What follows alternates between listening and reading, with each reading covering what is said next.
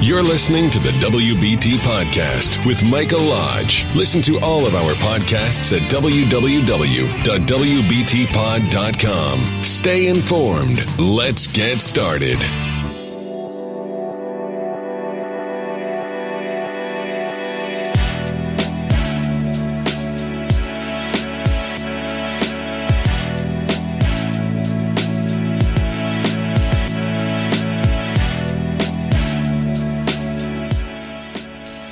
And welcome to the WBT.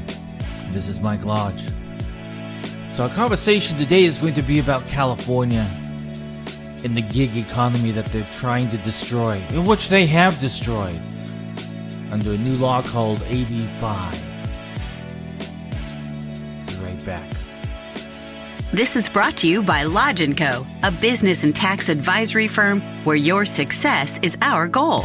Call us today toll-free at 888-681-1518 or visit us at www.lodge-co.com and learn more about what we can do for you. Lodge & Co., your source for sound business and tax services.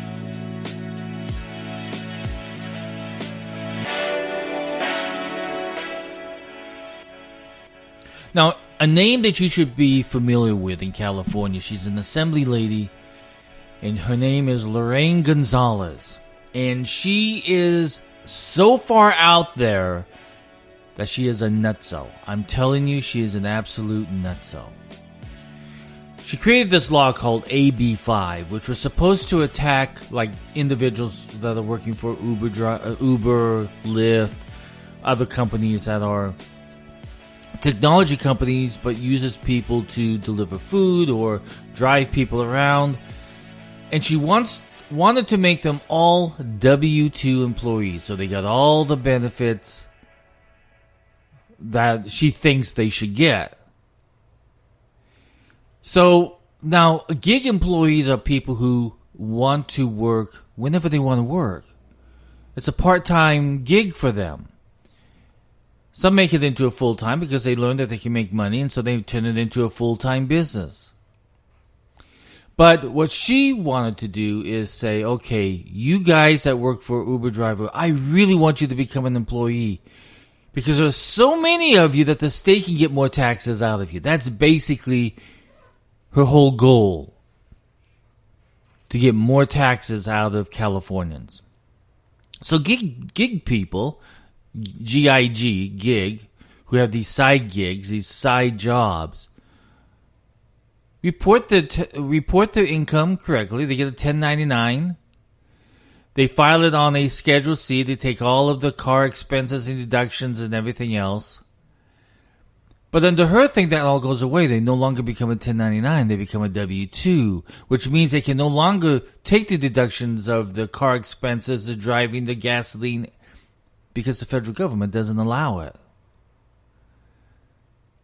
So she kind of destroys a business startup. These individuals who want to do a gig on a part-time basis report legally on their Schedule 1040 and on their 540s in the state of California.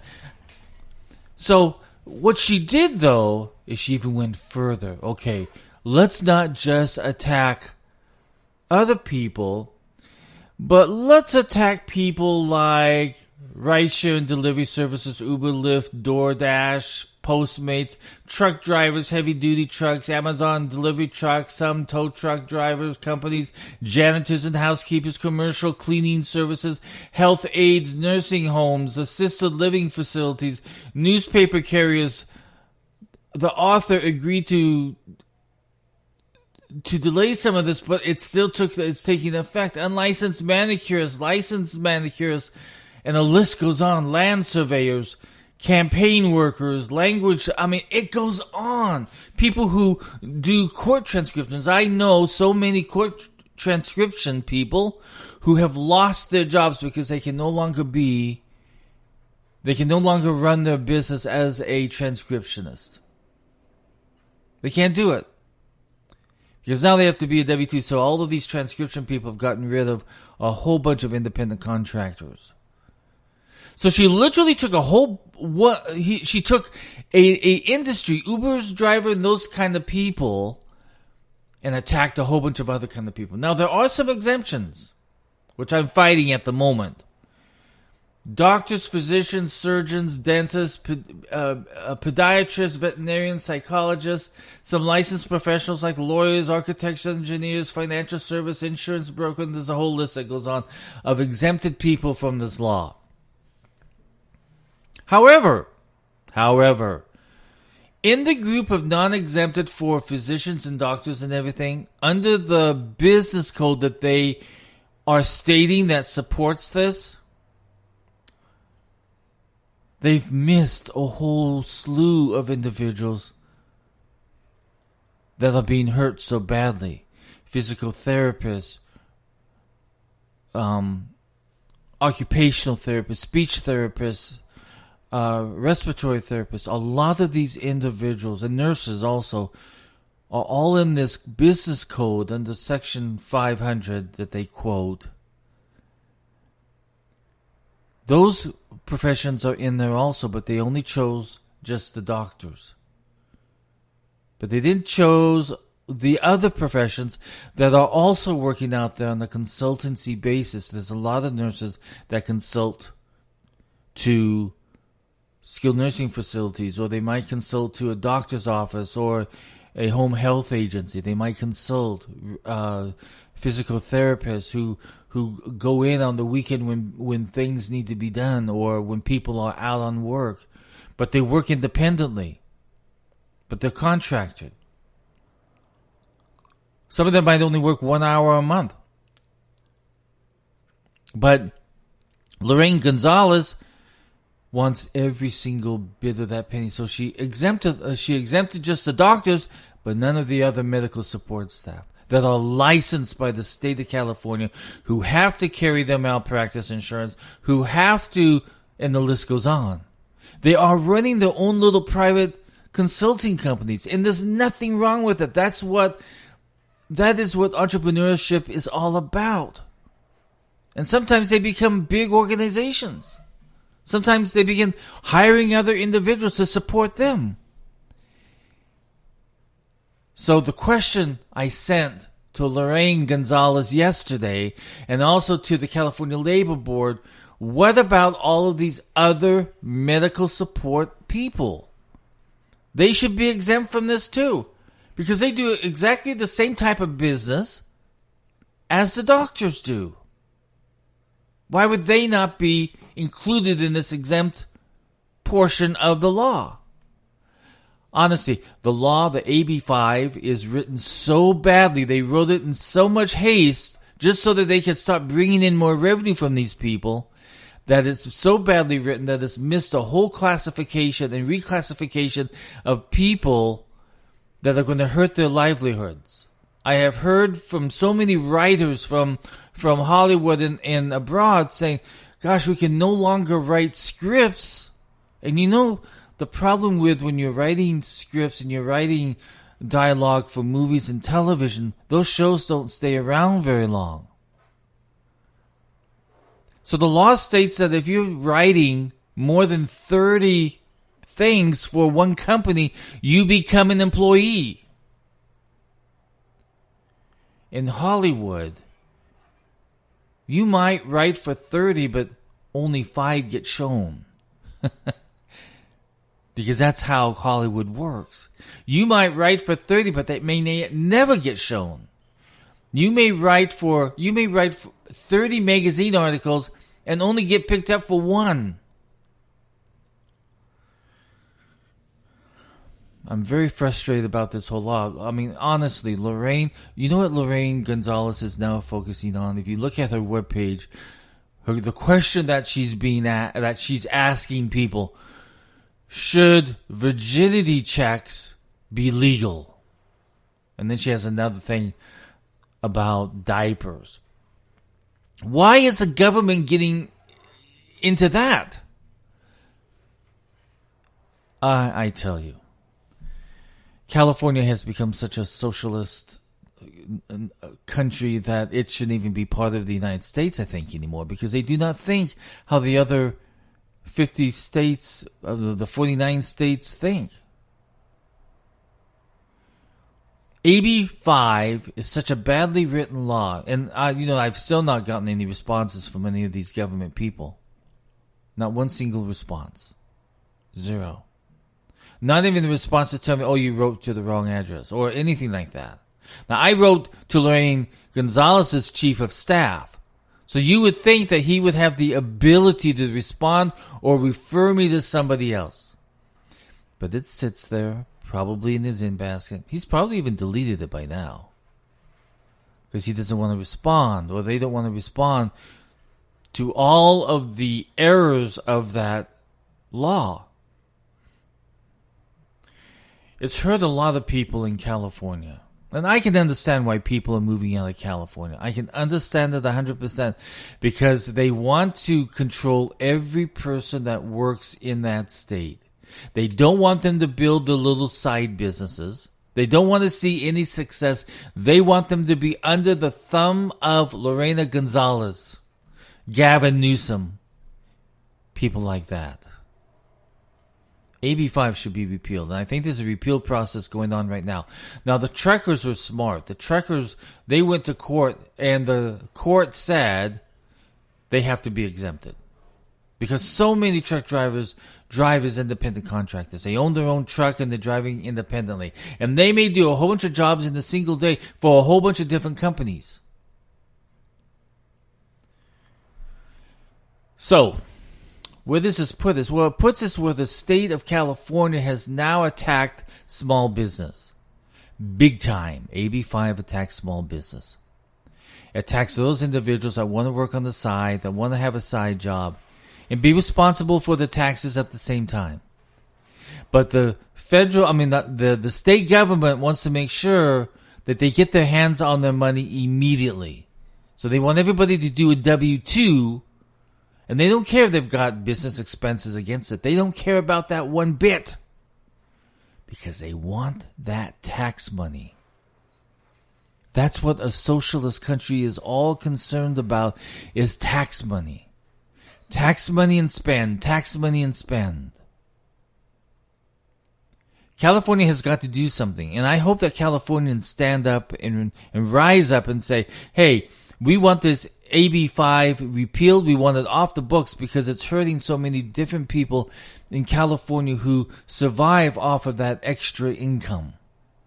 And they've got the legitimate expenses to take as an expense against that income. And they should be allowed to do that. But the state of California says, no, you're now an employee. You're no longer a part of the gig society. You're under us now. So California has a big problem on its shelves. A whole bunch of problems on its shelves. Because every law that comes out of California is an attack against somebody in California. Is an attack against some business in California.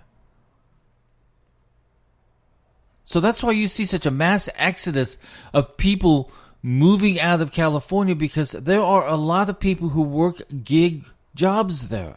Especially in the entertainment business, in the finance business, in real estate, in the nursing, in the healthcare business. They work these gigs so that they're able to pay for their kids' schooling and everything else. But no longer. Now, California says you're no longer a gigger. You are a Californian who has to pay us taxes. Now, as a gig, you pay taxes. You have self-employment taxes, which is higher than the W-2 wages. But they do it because they're just trying to start a business. They're trying to get this ability to work on the side out of their home on the weekends, consulting or building stuff. But they can't do it any longer because the California state government says, we don't care. We don't trust you anymore. We want our tax money right now, and so AB5 is here, and you better comply. I think that as we go along, we're going to see that this law is very unconstitutional.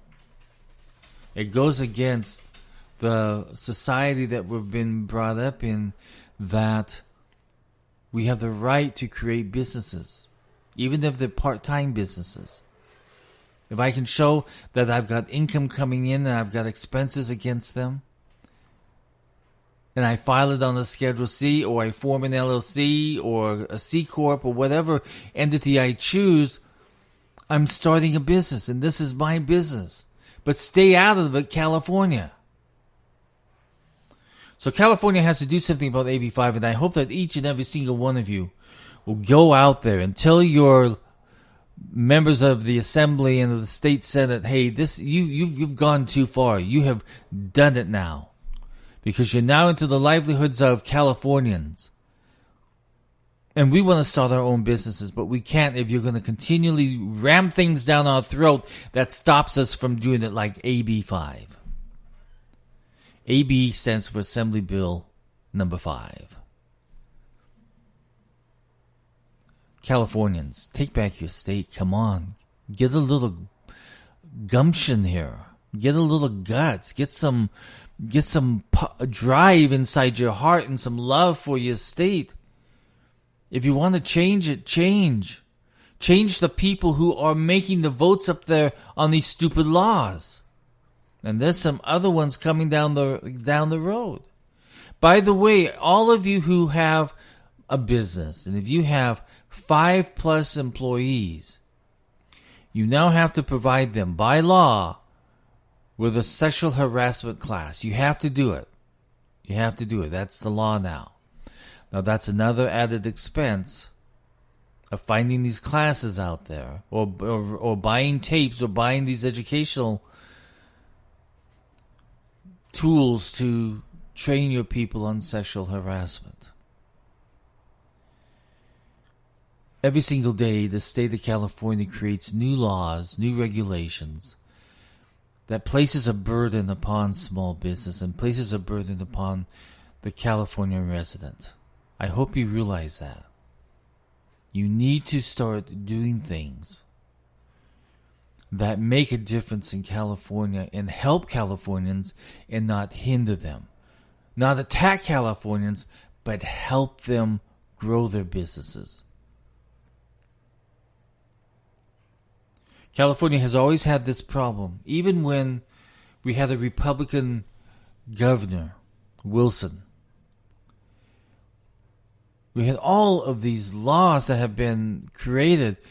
And finally, I had it, and I wrote to the governor. I said, listen, we can no longer have this. So he sent down 2 representatives from his office to talk to me. And we sat there, and we talked, and we talked.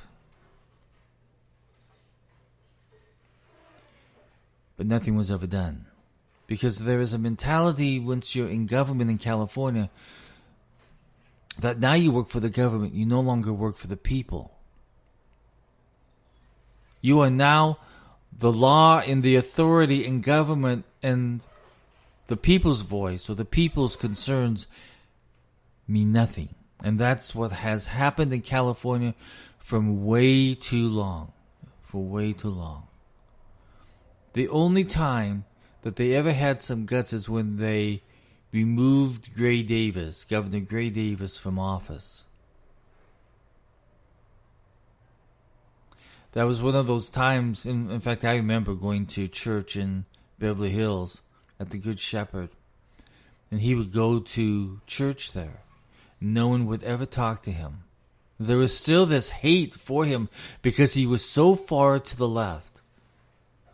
But unfortunately, what has happened now is that all the politicians, even if they're Republicans, have gone far to the left. You can no longer say that a California Republican is a Republican. Except there's a couple that are there who are really trying and really trying to get things done. But they're being fought by other Republicans. Republicans that side with the left on almost every single issue.